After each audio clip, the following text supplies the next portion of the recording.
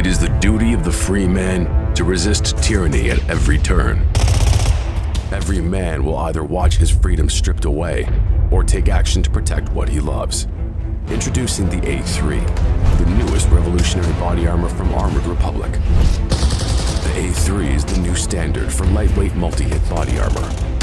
A3 plates are incredibly light at 4.6 pounds. The patented design captures fragmentation while remaining multi-hit capable. The A3 will stop up to M80 ball, yet comes in at only 0.7 inches thick. The A3 is the thinnest NIJ .06 compliant or certified composite standalone plate that includes the drop test. The A3 is the first of its kind, patent pending, that combines an alloy strike face with polyethylene backing, revolutionizing body armor technology by providing strength and durability while remaining sleek and maneuverable. The A3 is the new standard in lightweight body armor. The fight against tyranny just got stronger.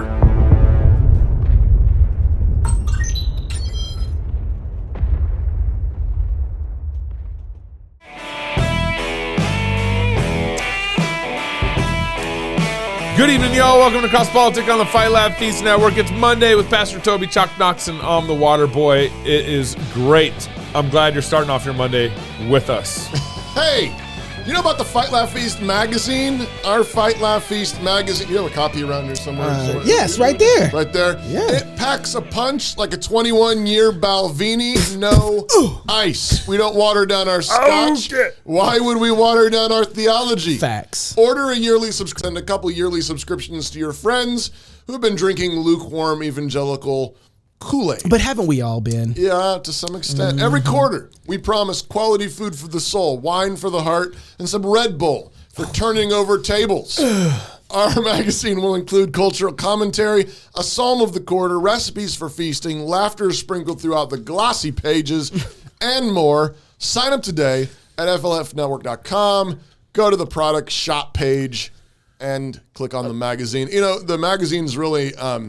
It's not like this is like a little book. It's a little booklet. It is. And you booklet, get it, and it's yep. kind of, it's all shiny, and, Yeah. and you're like, oh, and you sit down. It's like Christmas. It's It delicious. is. Yeah, so you should definitely It's delicious. subscribe to the Fight Laugh Feast magazine. How do we think about the January 6th riots? Black Wait, lives. riots?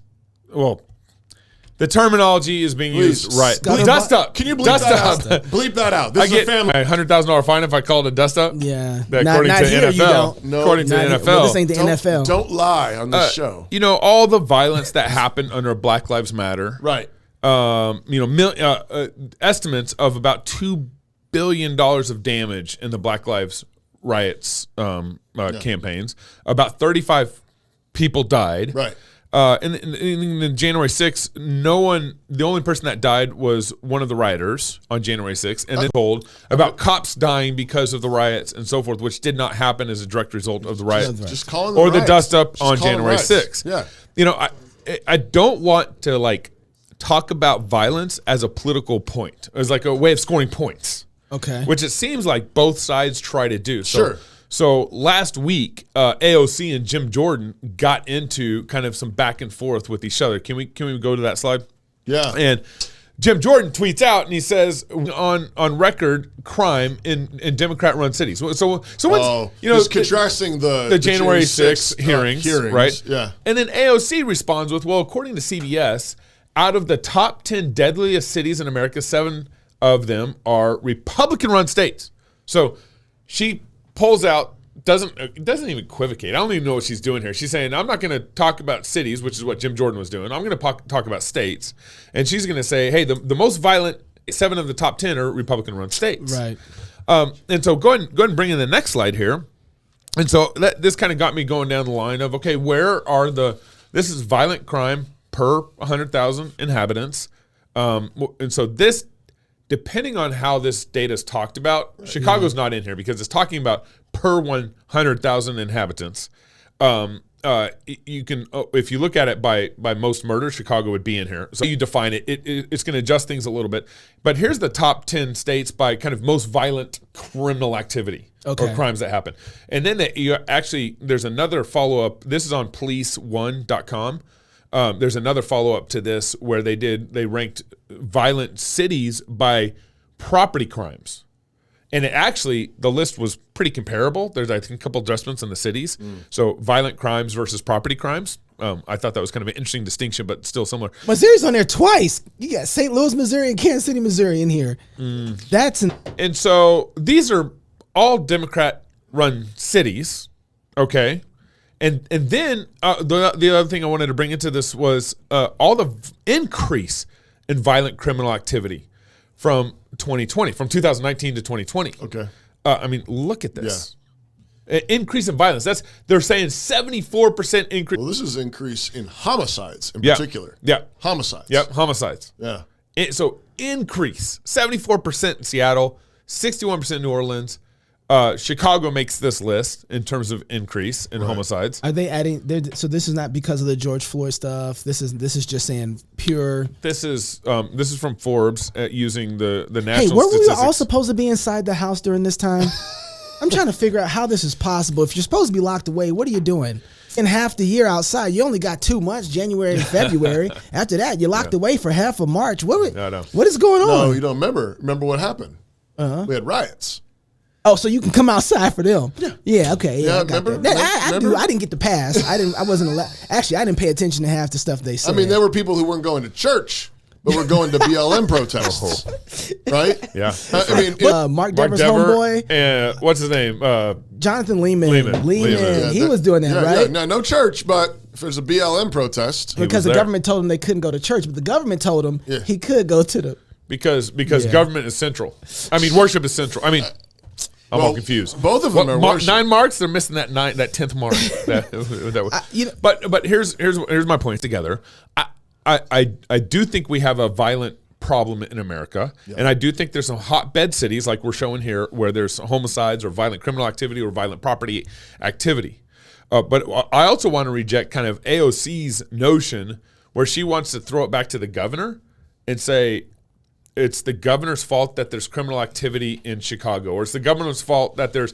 You might be able to draw some correlation. I'm not saying. I'm gonna blame Hochul. I'm gonna blame Hochul for stuff that goes on in New York. I think you can. She just outlawed guns and body armor, so people can't protect. That's right. I'm That's about right. to say. So I agree with you on that. But what I want to build, I want to like push responsibility as local as possible. Facts. I want to say my neighborhood, my community, my church, my city. We got a problem.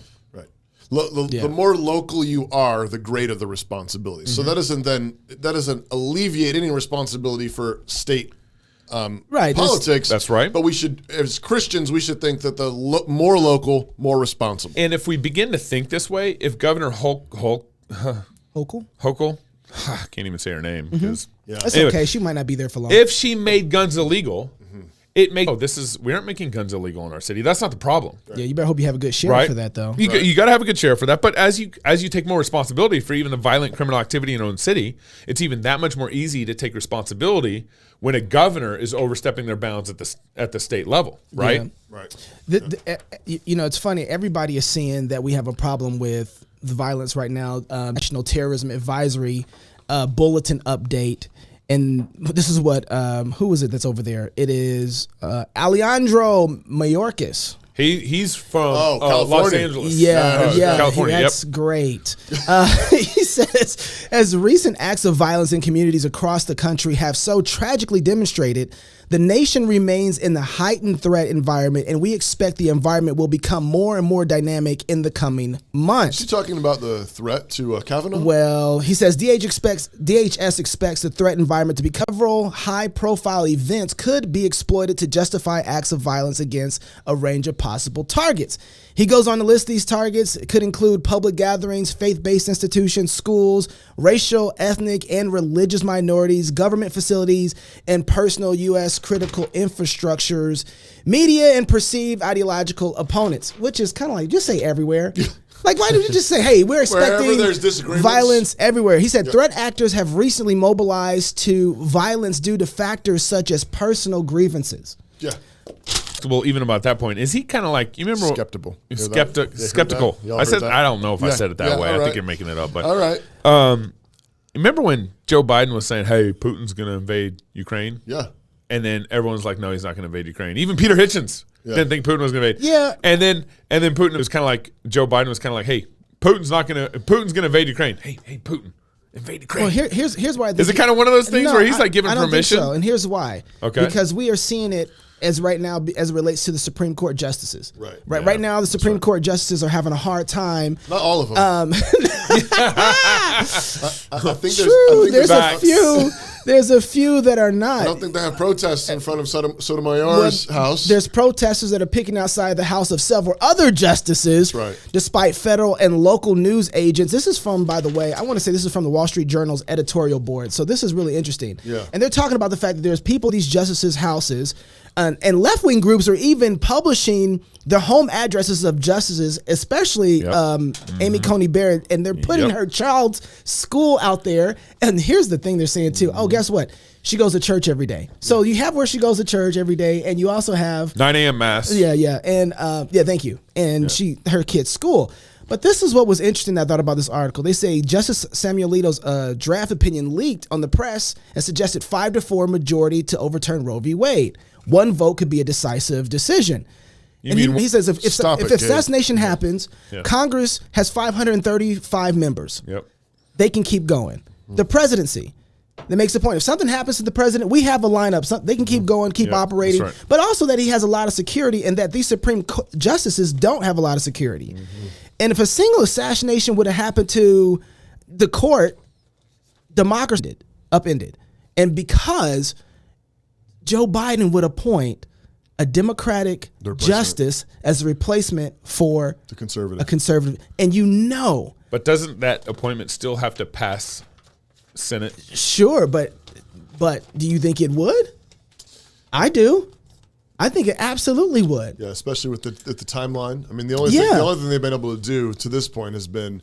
I mean, I think they might have a rabid leftist appointee. Yeah, but we're so polarized right now. Yeah. That's right. That all you need to get is somebody who's just mildly, a liberal Republican for that matter at this point, and that conservative strength is thrown off and done though. But I think the point that they're making is done essentially through the assassination. Yeah, absolutely. Of a crazy person. And we're not getting the type of security that we need for our Supreme Court justice. And you're not even getting vocal support for them. No, actually he says that. He's like, in a normal situation, or should I say the board says that from the Wall Street Journal, said in a less polarized era, Biden would have called the leaders of both parties and the chambers in Congress to the White House for a joint appearance to denounce the attempted assassination of Justice Kavanaugh and any act of violence that's out there. Now, real quick, and maybe we'll talk about this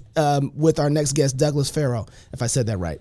Why are we having such an outrage of people acting this way?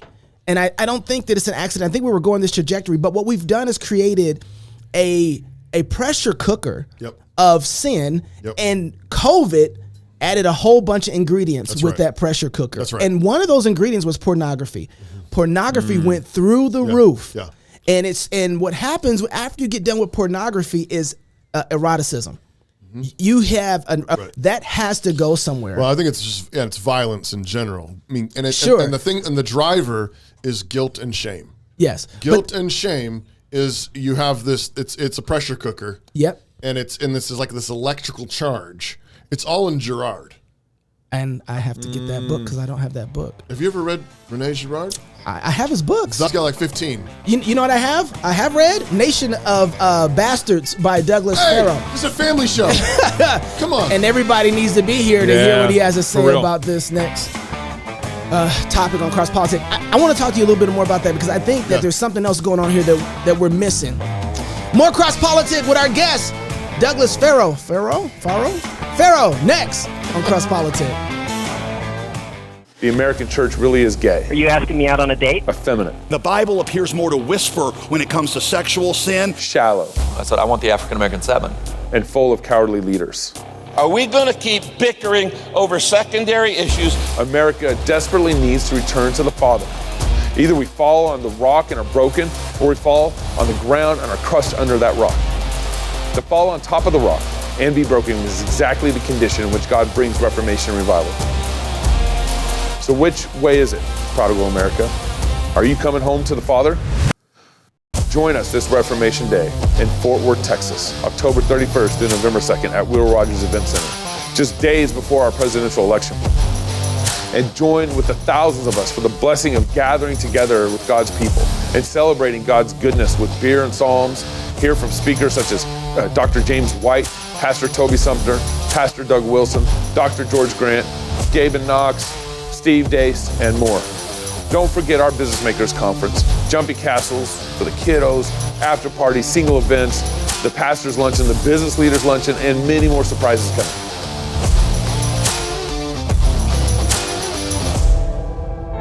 America has squandered her inheritance far too long. It's time she repents and returns home to her Father. Fight, Laugh, Feast presents Prodigal America.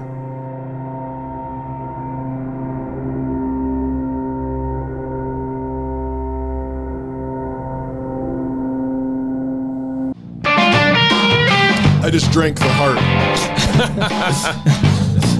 Haley, our intern, made me a latte with a heart in it. Yep. And I just drank it. Yep. She don't do it for Knox, but Welcome back to Cross Politic on the Fight Laugh Feast Network. Yeah. This segment is brought to you by Bobo Construction.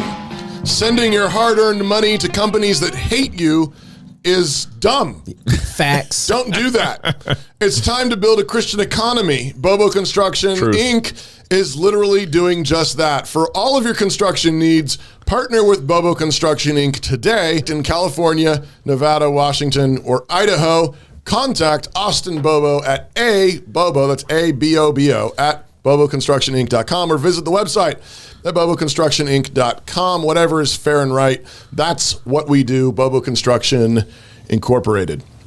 I'm really grateful. I didn't know Today, I've been waiting for Douglas this. Farrow is coming on the show today. I should have read my notes.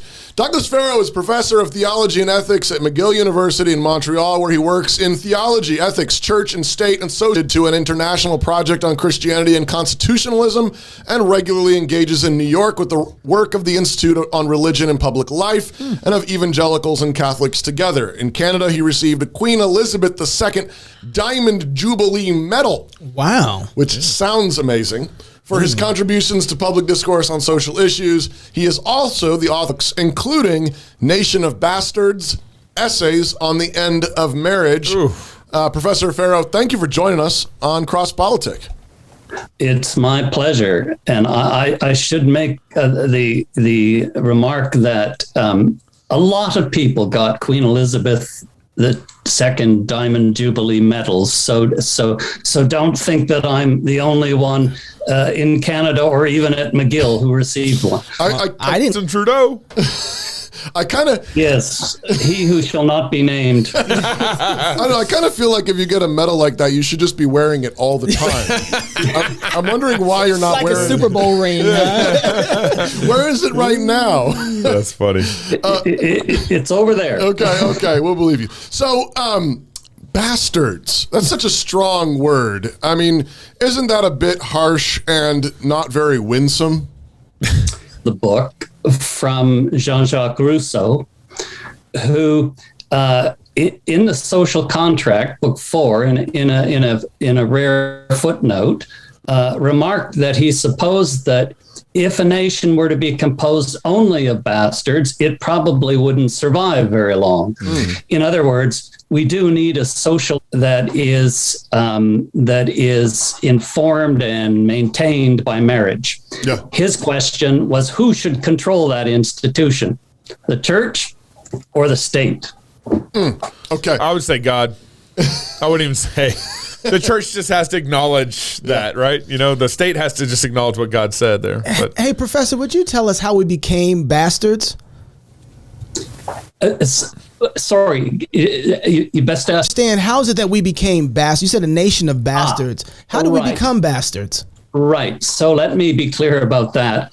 The reference in the title as I am using it is not to children born out of wedlock, which is apart from its sort of generic pejorative from that, is its normal meaning. it is rather a reference to the fact that if the state takes control of marriage and it ceases to be a natural institution, something that belongs to the created order, and becomes something that the state invents, reinvents, defines, redefines, and offers its own terms, then in effect, every citizen becomes a subject of the state in the sense of becomes a dependent of the state. So if you're using the expression in its ordinary sense, someone born out of wedlock, you might think of an orphan who goes to a state institution to be looked after because no one else will do it. Right. What I'm saying with the book is that once the state takes charge of marriage and defines and redefines it at will, we all become bastards in that sense, dependents of the state with no prior rights, only the rights the state chooses to give us. So, Dr. Farrow, you can you explain, like, have we gotten there? I mean, has the state actually taken charge of marriage, or is that, are you saying it's in the process of happening? Are we there? We are there. Of course, there are many processes bound up with this, and some of them are yet to unfold. Or in Canada, we got there in 2005 when the country formally, with the permission of its highest court, redefined marriage so that it was no longer the union of one man and one woman for life, but was rather simply the union of two persons. Got there in America somewhat later in the decision that also redefined marriage about a decade on from that, and so we are there. The state has assumed control of the substance of marriage by assuming control of the definition of marriage. And we many consequences of that. For example, if the state defines marriage as it now does in terms of a union of two persons, procreation disappears from the purview of marriage, yes? Right. Because those two not of opposite sex, but of the same sex, and therefore unable to procreate. So if procreation disappears from the substance of marriage, and marriage is no longer essentially a procreative institution designed for the producing and rearing of children, it's no longer an educative institution either. If it's not procreative, it's not educative. Right. It's not discipleship, yeah. And so what happens is the state begins, as it were, orphans in state institutions to assume responsibility for the nurturing and raising of children and their education. And if then it decides that, well, it's not just the case that marriage is an institution for one man and one woman, but it's also the case that there is no such thing as a man or a woman. Oh, right. You see, then it can assume the power to educate all children, including yours and mine. Right. Along those lines. So we are unfold on a steady basis. I mean, it took about 10 years for America to follow Canada's example in changing the definition. But even within that period of time, and I wrote this book in 2007, just after we changed it up here, and well before it was changed there. But we've seen in this very short period of time quite significant cultural changes, so that, for example, your child is going to school and for some reason decides that the child decides to change its its gender identity. The state doesn't even have to tell you in some jurisdictions that it is helping your child with that transition. That's the kind of thing that flows from the state taking control of marriage. Yeah, we that's actually the case in Washington State, right across the border from us. We're in Idaho, but Washington State actually has that already in place, where the government schools there do not have to inform parents of anything related to that. Wow. And that's part of state law already. So we're right behind you guys. So obviously this whole COVID thing happened in 2020, and one thing that was surprising to me was how quick. I mean, we live in Idaho, and our governor got totalitarian quick. Our local mayor went crazy, got totalitarian quick. I mean, I couldn't believe that our mayor shut the city down, shut businesses down by March 20th, excuse me. It was just amazing how fast. I mean, we were just all starting to think about this COVID thing in March. Capitulated quickly. And then how fast our governor and our mayor went in to shut everything down. What's the correlation between the totalitarianism, and COVID, and kind of this, sexual Marxist revolution that we're seeing now? Well, that is a complex matter, and it's not easy to give a simple and certain account of it. But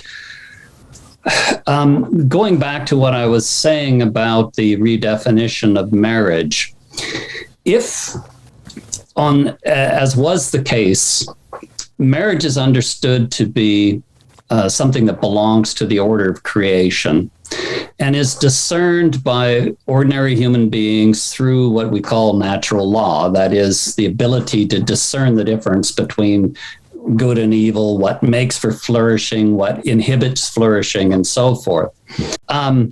This all exists in such a way as to produce generations of children, extended families, and out of those families, societies, and out of societies, governance, state order. That's the linear logic there. Now it tends to happen very quickly, and we all recorded history knows it. I mean, it's not like you have one and then you have the other and then you have the third, but the order of priority is family, society, state. And the individual is not thought of merely as an individual over against the state, but rather as a member of a family, perhaps also of a tribe. Yep. And so decisions made about children or the health of children or about adults and the health of adults are taken in that sanctum of the family. And yes, they're of course influenced by the tribe and by the society at large, and the law as a teacher and the government has a role to play in this. But once the government says, no, this isn't a matter of nature in positive law. Wow.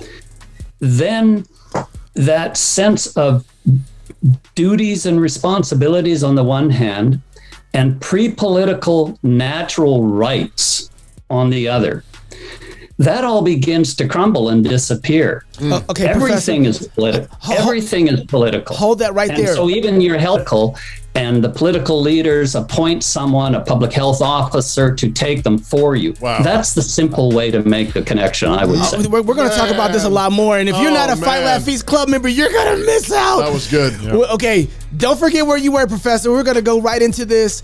Become a Fight Laugh Feast Club member. Go to the backstage. That's where we're going to be at right now. If you're single, get married. If you have kids, go baptize them. Until tomorrow, love God with all your heart, soul, mind, and strength. Love your neighbor as yourself. Go fight, laugh, and feast. This is Cross Politic.